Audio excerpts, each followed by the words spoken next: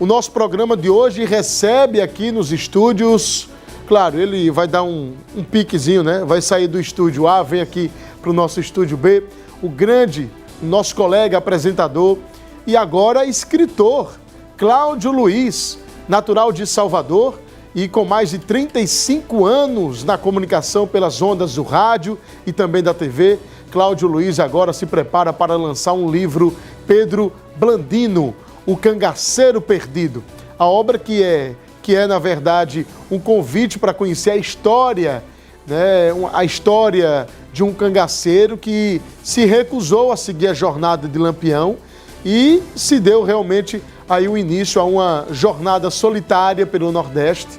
Começou essa jornada, né, que une romance, na verdade um drama realista inspirado em fatos verídicos e, evidentemente, uma história de fé, de dor, redenção e recomeço. E a gente vai bater um papo daqui a pouco com Cláudio Luiz, nosso colega, que justamente vai falar sobre tudo e, evidentemente, sobre o início, né, da ideia dessa concepção desse livro, tá? Cláudio Luiz, seja bem-vindo. Rapaz, que alegria, casa, né? Não, estou à vontade, né? Trabalhamos tão longe os dois, né? Assim, tão distante um do outro, mas graças a Deus nós estamos juntos, né, nesse dia, na prévia, na verdade, o dia que antecede o lançamento do livro. Quero agradecer a você, agradecer ao Pedro aí, né, toda a direção da nossa TV Atalaia. Vamos falar um pouco, né, sobre essa história aí. Olha, e durante a entrevista eu vou folhear aqui, viu? Porque, veja, essa história do cangaceiro perdido, Pedro Blandino, na verdade, um familiar do Cláudio Luiz. Pedro Blandino é meu avô. Então, vamos lá. Ele é o seu avô e como foi que começou essa jornada, o Cláudio? Daqui a pouco a gente vem falar sobre a concepção do livro. Mas como foi que começou a vida dele no cangaço? Muito bem. Isso é um sonho, né, de muitos anos que eu tenho. E o Pedro Blandino, ele participa, né, de um fato importante da história do cangaço, acho que de um dos grandes fatos do cangaço, que é exatamente a chacina de Queimadas. O que é a chacina de Queimadas? Em dezembro de 1929, Lampião entra em Queimadas e mata 7 policiais baianos. Queimadas é um município. Queimadas, município, Bahia. Meu avô nasceu num povoado chamado Espantagado. É importante também lembrar nesse momento, viu? Eu faço questão de lembrar que eu não teria capacidade de fazer um livro histórico. Esse não é um livro histórico, é um livro baseado em fatos reais, é um romance baseado em fatos reais. Ali meu avô estava com 19 anos, ele iria completar 20 anos em março de 1930. Ele sai com um bando, que também era natural. Os historiadores, eles me relatam que quando Lampião ele entrava numa determinada cidade, o que ele fazia? Ele alistava novos personagens, garotos, né? A idade média dos cangaceiros, 16, 17 anos, era a idade média de cangaceiros. E como ele escolhia, Cláudio? Era por físico? Aleatoriamente, eu acredito. Nós não jovem mais de coragem, né? Nós não sabemos especificamente, mas sabemos que eles alistavam, os cabras alistavam esses jovens para que eles tivessem a oportunidade de sair por outros caminhos daquela região. Na verdade, era uma tática, né, que o Lampião e o seu bando ele usava. Meu avô foi alistado nesta passagem especificamente, depois da chacina de Queimadas. Ele sai com o bando. O que aconteceu após isso, nós não temos materialidade, nós não temos conhecimento real. O que nós sabemos é que eu tenho um tio-avô ainda vivo, com 97 anos, que me deu a autenticidade das histórias que nós já conhecíamos. E em determinado momento, ele diz para Lampião que não queria ficar no bando. E Lampião dá um bom dinheiro a ele, né? Uma boa grana, fala-se em um conto de réis, e um cavalo. Ele já sabia ler, meu avô já sabia ler, já sabia escrever e tocava sanfona. Foi o que ele fez. Eu acredito que inteligentemente ele não voltou para a região dele. Porque se ele volta, apesar de ter 20 anos de idade, ele ia ser procurado. Como é que ele e outros sumiram junto com o bando depois de uma grande tragédia? Ele sai a cavalgar e ele vai parar 3 anos depois na fazenda do meu bisavô, em Nazaré das Farinhas. A história começa com um fato real, não é? E vai terminar na sequência com outro fato real, que é a sequência da vida dele. Ele vê minha avó com 13 anos na fazenda. Ele é abrigado na fazenda do meu bisavô, que chamava-se Martinho Bonfim, a família Bonfim. Sim. Do Recôncavo Baiano. E ele passou 3 anos aí, Antes ele passa 3 anos, né, vagando pelo mundo e vai parar lá no Recôncavo Baiano, em Nazaré das Farinhas, num lugar chamado Viriato Bittencourt, outro povoado, também conhecido como Sodoma. Ele passa um tempo trabalhando na fazenda e diz para meu avô, olha, eu vou embora, mas eu volto para casar com sua filha. Ele tinha 23 anos, o fato quando acontece ele iria completar 20, 3 anos depois ele aparece lá. E eu contei esta história, eu romancei esta história. Ele volta 3 anos depois. Aí ele já está com 26 anos e a minha avó com 16. Eles casam, meu tio Miguel nasce em 1940, minha tia Felina, que tinha o nome da avó, Nininha, nasce em 1944 e minha mãe, que está viva, graças a Deus, está nos assistindo agora, a dona Eva, é de 1947. E aí ele constrói uma vida, né? Ele muda a sua vida, ele se apaixona por uma garota e muda a sua vida. Ele ensina a comunidade a ler, ele monta uma escola rural, né? Ele começa a ensinar os cunhados primeiro a ler, a família a ler. Que bacana. E aí ele começa a construir uma vida completamente diferente das experiências. Eu tentei trazer para o livro, é um livro muito simples, narrado em primeira pessoa, é o próprio Pedro contando a história dele, tem muitas nuances, né? Agora, o que foi que provocou ele, a reflexão que ele fez para mudar o destino da vida dele, voltar para aquele povoadozinho em Nazaré das Farinhas para casar com aquela jovem? O amor, né? O amor. Quando ele chega, a primeira vez, ele chega de forma involuntária, né? Ele sai vagando pelo mundo, escolheu um rumo, saiu daqui do sertão da Bahia, né? E vai ao Recôncavo Baiano. Nós sabemos que ele levou 3 anos para chegar lá.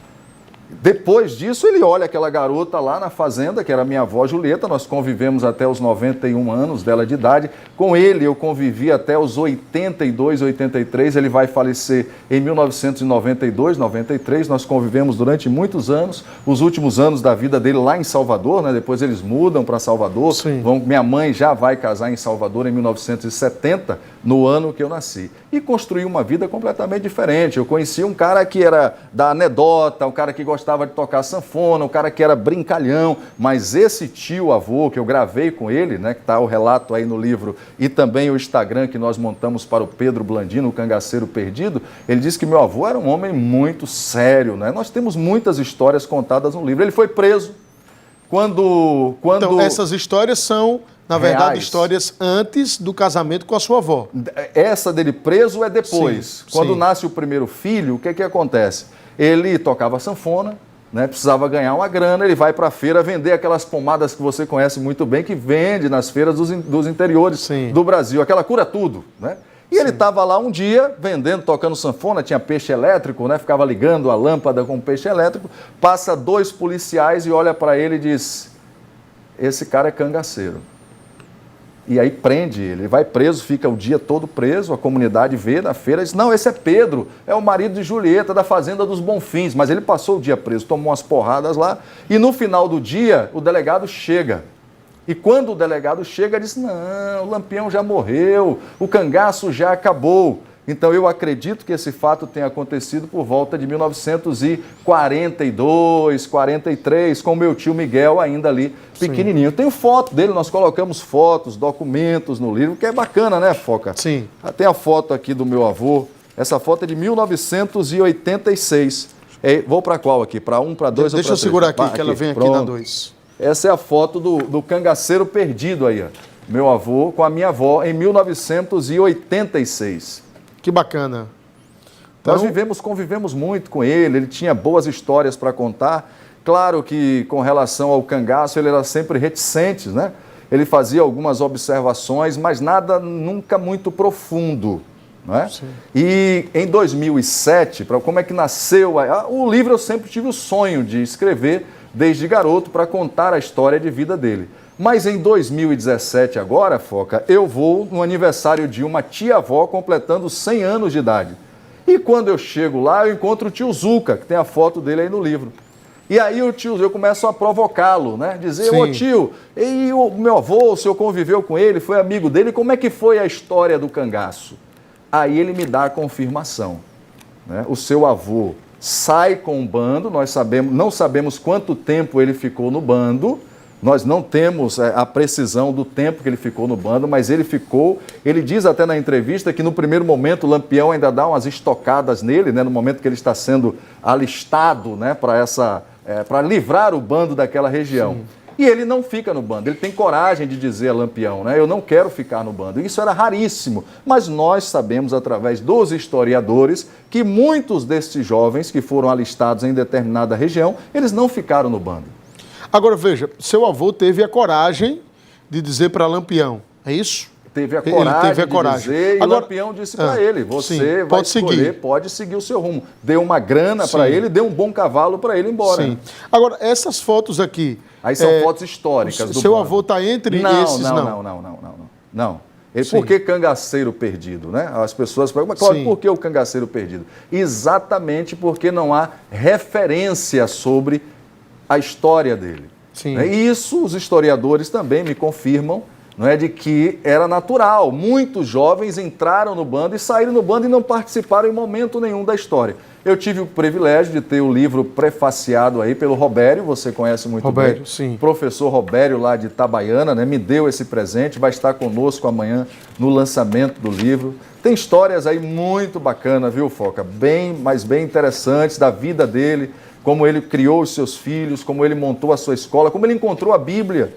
Né? O Evangelho entra na nossa família de uma forma muito peculiar, porque ele montou uma escolinha, né, para dar aula e ele vai comprar livros no sebo. Quando ele chega lá, ele vê um livro da capa preta. E o dono do sebo diz para ele, olha, ele pergunta, que livro é esse aí? O dono do sebo diz, ô Pedro, esse livro aí é o livro dos crentes. E ele disse, e aí? Ele falou, ninguém compra não, está aí abandonado. Ele falou, eu quero. Ele leva esse livro para casa, ele começa a ler o livro em volta da mesa, aí minha mãe com 3 anos, em 1950, nós temos esse relato, né, verídico, e leva também para a escola. O resultado disso é que eu assisti a minha bisavó, a sogra dele, se batizando em uma igreja batista lá na Cidade Baixa em 1980. Ela completando 100 anos e eu com 10 anos de idade. Agora, Cláudio, como foi que surgiu o sonho, a ideia de fazer esse livro? A convivência, né, com ele. Eu vivi com ele até os 22 anos. Então, ele tinha um armazém em Salvador, ele virou Pedro Velho, né? No final da vida dele, ele era o cara do pão gostoso da Cidade Baixa, né? Então, ele contava muitas coisas, não em detalhes, mas dava sempre pitacos, né, sobre a história do cangaço. E a gente sempre perguntava. E ele dizia assim, olha, o Lampião sempre foi um homem muito corajoso, né? Lampião sempre foi um homem muito valente, Lampião nunca matou ninguém pelas costas. Nós sabemos de todas as atrocidades, né? Nós lemos, acompanhamos. O livro não é um livro de defesa do cangaço, não. É um livro da história de um homem, que eu estou tendo o privilégio, né, de escrever e honrar a história do meu avô, que teve as suas dificuldades, como todos nós temos ao longo da vida. Ele participa de um momento da história do cangaço, e ele sai depois, encontra uma jovem 10 anos mais nova do que ele e constrói a sua vida através do amor, do ensino, né? Ele vai ter uma vida maravilhosa à volta da sua família e vai morrer também de uma forma maravilhosa com os seus 82, 83 anos. Né? Que história bonita, né? Inspiradora, porque ele passa por um momento difícil na vida dele, conhece aquela jovem, volta para realmente viver o amor. E meu bisavô disse para ele, se você é macho mesmo, você vai e volte. E ele volta. Né? Nós estamos falando aí, rapaz... então ele voltou, além, claro, do avô, aliás, do amor, mas ele foi provocado pelo seu bisavô. Provocado. Eu acredito que ele era um cara muito bacana, né? Um cara que já tocava sanfona, sabia ler, sabia escrever. Então estava na natureza dele a construção de uma nova vida e lá ele encontrou a oportunidade, né? Você entrevistou quantas pessoas para conseguir essas histórias? Especificamente, um que me deu base e sustentação do que eu estou contando, o meu tio-avô, né, que hoje está com 96 anos, mas está garotão ainda, né, graças a Deus, falando muito bem. Tio-avô pelo outro lado da família, né, mas conviveu com ele, teve uma proximidade de muitos anos vivendo com ele, especificamente ele e os amigos, né, em volta da família. primos da minha mãe, primas, né, que conviveram com ele. Quando eu comecei a escrever o livro, por exemplo, as primas da minha mãe já mandaram na internet imediatamente. Poxa, mas o tio Pedro, esse cara ensinou todo mundo a ler na família.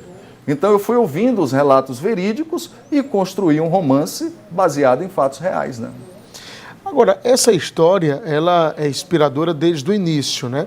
Mas ele, no final da vida, ele compartilhava isso. Você já falou há poucos instantes que ele era um pouco fechado, se abria, assim, pouquíssimas oportunidades. Mas quais foram as histórias que você ouviu dele mesmo sobre o cangaço? Muito pouco, muito pouco. Eu lembro muito bem, em 1982, você vai lembrar também, a Rede Globo fez uma das primeiras minisséries, né, sobre o cangaço. Nós tínhamos as matérias, né, dos programas especiais, mas a Rede Globo faz um documentário, na verdade uma minissérie, né, que ficou famosíssima, Sim. né? E ele corria para assistir. E aí quando ele assistia aquilo ali, nós estávamos sentados ali, eu tinha 11, 12 anos, na televisão, assistindo a televisão, ele chegava e dizia, não, isso aí não foi nada disso, isso aí é tudo história, é tudo inventado, a vida no mato era muito cruel, ele dizia assim, não existe facilidade no meio do mato. Glamour. Né? E quando perguntava algo a ele incisivamente, né, eu perdi dele, olha, um relógio, eu perdi dele um revólver. Ele tinha um revólver que eu guardei durante muitos anos e numa construção na nossa casa, lá na Cidade Baixa, eu deixei guardado em um determinado lugar. Era um revólver, não sei se você conhece, na Bahia, lá na roça, era chamada de cagona.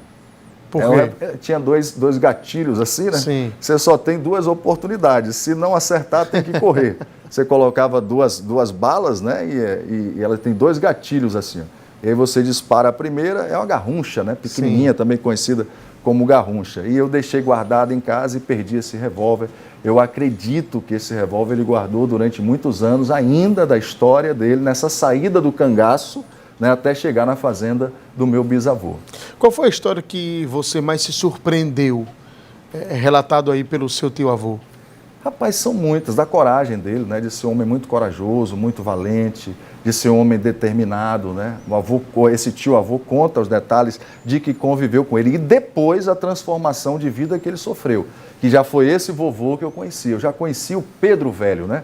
A passagem do ex-cangaceiro, do que ele, né, acredito que ele sofreu nesta caminhada, né, das pessoas olharem, apontar até ele chegar ali e se transformar neste avô que nós conhecemos. Era um cara espetacular, ele fazia piadas, fazia repente, tocava sanfona, amava essa vida em frente a um armazém que ele tinha e nesse armazém se tornou ali na Cidade Baixa, era o pão do Pedro Blandino, é o Pedro Velho, não era Pedro Blandino, ele era conhecido como Pedro Velho, né? Chamava Pedro Velho, é o pão do Pedro Velho, quando dava 5 horas da tarde tinha que todo mundo ir para lá porque era o pão mais gostoso. Surpreendente realmente você conhecer esse outro lado que nós não conhecíamos, né?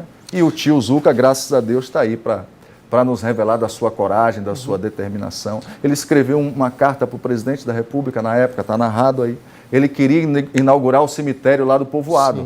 Para qual presidente? Eu tenho o nome aí, me fugiu agora o ano especificamente, mas está relatado no livro. Ele quer fundar o cemitério, porque as pessoas morriam e eram enterradas aonde? Nas fazendas, né? Nas roças. E aí ele escreve uma carta para o presidente da República e nós perdemos também esse documento histórico, nós tínhamos esse telex, né, que ele recebeu do presidente da República na época para a construção do cemitério lá nesse povoado chamado Sodoma, Viriato Bittencourt, vulgo Sodoma. As fotos estão aí no livro, é bacana dar uma bisoiada nele aí. Agora, Cláudio, você acha que foi por conta desse perfil dele apaziguador, um perfil mais humano, um artista, tocava sanfona, era um cara muito bom de trato, que Lampião não reagiu mal, ele optando em sair do cangaço? Porque se ele tivesse um perfil mais duro ali, acho que Lampião dificilmente deixaria ele sair tranquilamente, né? Eu acredito da natureza dele, né? Ele tinha uma natureza diferenciada, ele era um cara bacana de convivência. Na terceira idade dele eu presenciei isso até minha vida adulta. Então todos gostavam de estar à volta dele. Ele era um sarrista, né? Ele tirava sarro de todo mundo, ele brincava com todo mundo. Então eu acredito que esta natureza, ele serviu ao bando em um determinado momento ou em um determinado período, né? E quando ele toma a decisão de dizer, olha, eu não vou ficar, Lampião aceita. Mas isso não é algo exclusivo, não. Era muito difícil, mas os historiadores do cangaço, os grandes nomes do cangaço, que têm profundidade no conhecimento, eles já me disseram isso, que era natural o alistamento desses jovens e, em determinado momento, alguns diziam, não quero ficar. E era permitido. Claro que depois de você passar 2, 3 anos no bando, o próprio envolvimento, né, com aquele mundo, sim, era difícil de você sair. Tem informações privilegiadas, como o bando atuava, né? Então, você sair de um bando do cangaço despertava até uma certa... um estranhamento por parte do líder, né? O que é que esse cara vai fazer fora do bando? Não, vai passar informações privilegiadas, né? Ia sofrer perseguições, né? Exatamente. Ia realmente, em determinado momento, capturado pelas forças policiais, né? Iria ser coagido, torturado. Torturado, exatamente, né? É verdade. Se não passasse as informações por bem, passava por mal, né, Cláudio? E muitos ficavam, né, seguindo até o fatídico dia de Angicos, né, que aconteceu, sim, aqui pertinho da gente. Completamos agora, neste ano de 2025, 87 anos, né, do fatídico dia onde Lampião, com parte do seu bando, perde a vida lá na Gruta de Angicos. Nesses relatos que você consegue colher de pessoas próximas ao seu avô e até mesmo de relatos do próprio, quando estava vivo, Lampião, na visão dessas pessoas, na visão dele, era, na verdade, um herói, um bandido? Qual era a história que ele contava? Ele contava a história como Lampião sendo um vilão, um homem mau ou um homem bom? Eu vi uma pergunta que eu fiz a ele, que eu lembro muito bem, né? À tarde nós íamos para lá para tomar o Guaraná e comer biscoito, e uma das perguntas que eu fiz, eu acredito que eu já estava com 14, 15 anos mais ou menos, e eu guardei isso, né, no coração, Foca, que eu pergunto a ele exatamente isso, né? E ele diz de forma muito simples e objetiva, era cruel, né? A vida no cangaço era uma vida cruel. Mas Lampião, de forma específica, não tínhamos era um homem cruel? Não tínhamos relato. Eu pergunto sobre a vida no cangaço, né? E ele diz assim, olha, era uma vida muito cruel, mas ele não reportava como se ele estivesse naquele posicionamento, né? Nós perguntávamos insistentemente, ele não fazia nenhum tipo de relato, a não ser essas observações assistindo a minissérie, quando ele dizia assim, nada disso aí é verdade, isso aí tudo é fantasia, a vida... E na sua visão, você acha que Lampião foi mais vilão ou mais herói? Eu tenho uma frase que eu digo assim, Foca, na guerra não existe bons, né? Não tem bons. Eles tinham uma vida marginal, nós sabemos disso, cometeram muitas atrocidades. Tem um relato importante que eu lembrei agora, que o meu avô fez em um determinado momento. Ele disse assim, olha, muita coisa foi feita pela polícia, pelas volantes, e o bando levava a culpa. E isso hoje, estudando, lendo, né, acompanhando, na verdade, volto a repetir, esse não é um livro histórico, eu não tenho capacidade para isso, para fazer um livro histórico. Eu fiz um livro contando a história do meu avô. Mas nós sabemos que até os dias de hoje, nós trabalhamos num programa policial e nós sabemos que, infelizmente, isso acontece até os dias de hoje. Sabe por quê? A volante, ela não tinha roupa policial. Você sabia que as volantes tinham as mesmas roupas dos cangaceiros? Que eles passavam meses e meses, nós temos relatos de que muitas atrocidades foram cometidas pelas volantes e a culpa caía nos cangaceiros. Sim. E as pessoas naquela época não tinham o contato visual, não sabia quem era, não sabia conhecer visualmente quem era Lampião, qualquer outro cangaceiro. Então, quando chegava a volante, né, vestida de cangaceiro, as roupas fazia eram as mesmas. Realizava ali as atrocidades e falava, olha, eu sou Lampião, nós somos o bando de Lampião. E aí a culpa recaía no colo de quem não tinha culpa, né? Infelizmente, né? Isso aconteceu durante os anos do cangaço. Muitas atrocidades foram cometidas e a culpa não é para inocentá-los. Eles cometeram atrocidades, né, terríveis ao longo do tempo e ao longo dos anos.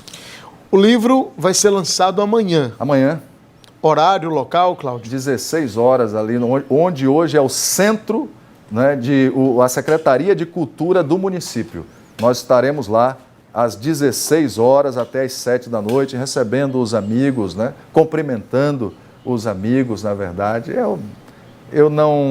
Se eu começar a falar muito, né, começar a ler, dá para pegar o livro aqui rapidinho? Pode pegar.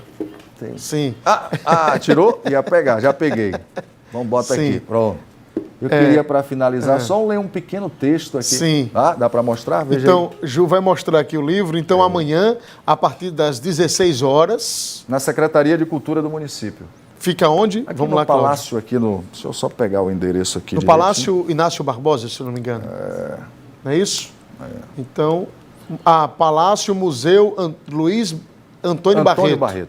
Né? Palácio Museu Luiz Antônio Barreto. Está na tela aqui. Então, amanhã, a partir das 16 horas. Pode ler, Cláudio. Você abre assim, ó, tem sempre os combates, né? Nós temos relatos de combate aqui, das ações, do momento que ele... Aqui o peso da escolha, no capítulo 3. Ó. O silêncio do bando era quebrado apenas pelo tropel dos cavalos e o chiar da sandália de couro na areia seca. O capitão ia à frente, olhar firme, como se carregasse nos ombros não apenas as armas, mas todo o sertão. Eu, ao lado, fingia tranquilidade, mas por dentro uma batalha se travava. Esse é o momento que ele está para decidir a saída do bando. O ferimento no ombro já cicatrizava, mas a dor maior não era da carne, era a dúvida que me corroía. Os sonhos com as crianças e os campos verdejantes voltavam toda noite, cada vez mais nítidos, como se alguém estivesse me chamando do outro mundo. Este é o capítulo 3, no momento que ele começa a decidir a saída dele do bando. Né? A chegada na fazenda, um minutinho só. Acabou rapidinho. Obrigado, Cláudio, meu Foca. Obrigado. Então, amanhã, a partir das 16 horas, tá? 4 horas da tarde. Então, você, espectador da TV Atalaia, está convidado, mais do que convidado, convocado para comparecer no Palácio Museu Luiz Antônio Barreto para o lançamento, né, do livro do Cláudio Luiz, Pedro Blandino. Às 16. O Cangaceiro Perdido, às 16 horas, 4 horas da tarde. Todo mundo convidado amanhã. E, claro... Amanhã você já está também convidado, viu, Cláudio, para ir lá na Metropolitana. Pronto, vamos lá. A gente vai esmiuçar muito mais. Amanhã, tá certo? Vou contar os detalhes, ler o livro, né? Exatamente. Valeu. Amanhã, com certeza, a entrevista vai ser muito mais profunda, que a gente tem muito mais tempo, tá? Maravilha, Mas, olha, obrigado. agradeço a Obrigado, você Foca. Obrigado, por Deus estar abençoe. aqui.